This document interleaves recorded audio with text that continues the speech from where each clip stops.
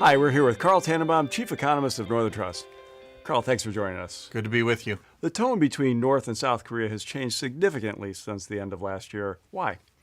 It has been remarkable, hasn't it? As recently as late 2017, we were getting missile tests and nuclear tests from North Korea, and the situation was very stressful. By contrast, today, the sides are negotiating renewed economic relationships and a reduction of military tensions.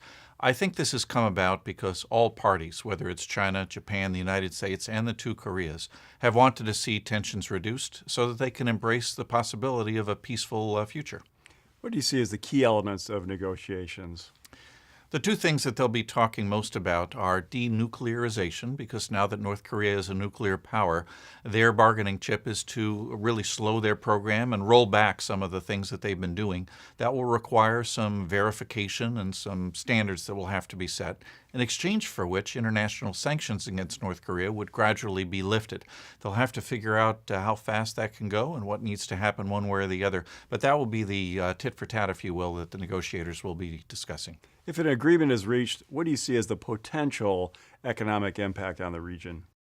It could be a very great source of economic strength for developing Asia.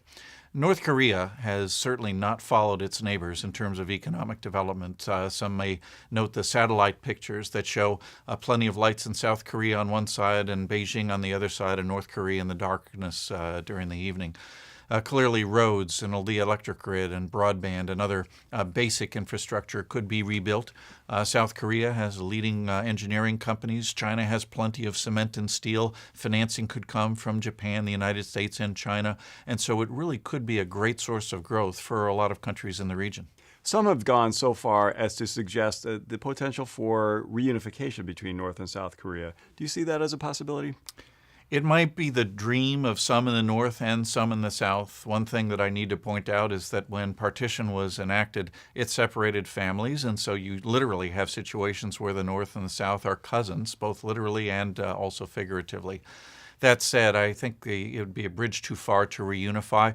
China, which wants to have a certain strategic tension in the region, certainly would not allow North Korea to go too far over to Western ways of thinking. And at the same time as well, it would be very hard to integrate one and the other because there is such an economic difference between the two. When the two Germanys reunified, even though one was stronger than the other, they were much closer than North and South Korea. So I think we should be contented with the progress of negotiations that will create the path to a better economy for both. Carl, thank you for your thoughts. My pleasure.